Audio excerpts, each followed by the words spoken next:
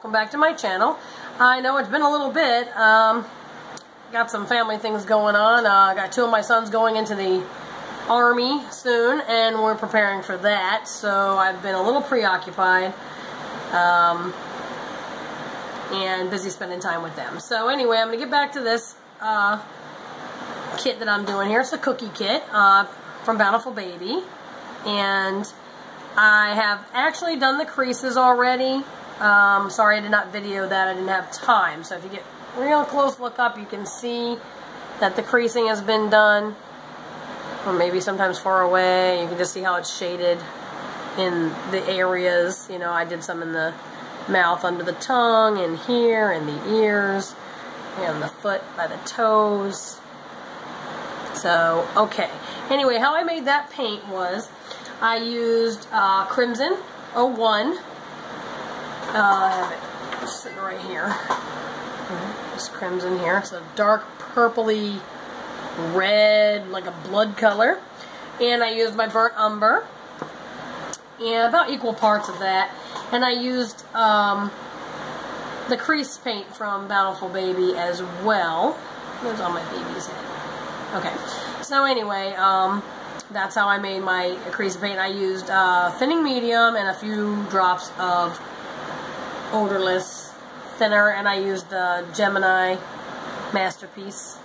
I like this one. It doesn't really have much of a smell to it at all. It says odorless. There is a slight, whoops, dropping it, odor to it, but not too bad. So, and then, yeah, so that's my creases.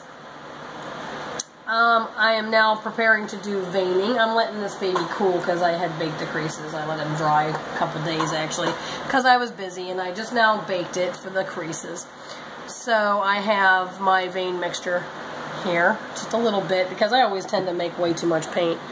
And I use this ultramarine blue by itself from Honey Buns. I like this color from there because it's a little bit lighter than my Genesis ultramarine blue from Bountiful, which is super dark. So I like to use this color for my veining, especially for older babies. Once in a while I'll use the vein blue from Bountiful, but I'll still add a little bit of blue because I think it's too green.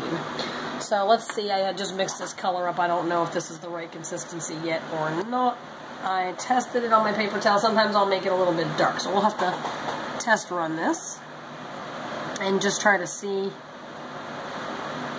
if the color is good. So the first thing I will do with this to test my colors, I like to do the ankle because if the vein's a little bit dark on the ankles, that is okay because, well, you sometimes have a really dark vein on your ankle. So I will start there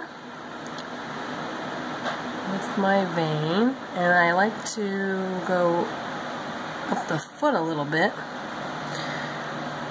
and I think that's going to be a good color because I will go over my veins a couple of times, actually right over top of it, because I think it creates more of a 3D effect, like it sticks out. And then I do take a cosmetic wedge. I'll let it sit for a second, and then I start to pounce at least the edges first. I blend them in so you don't have really an end to your vein because it would just kind of be under the skin somewhere. And then I will carefully blend over the whole thing. You don't want it to look painted, you want it to look under the skin. So I will pounce a little, I'll rub a little until I get the effect that I'm hoping for, which is a nice blended vein.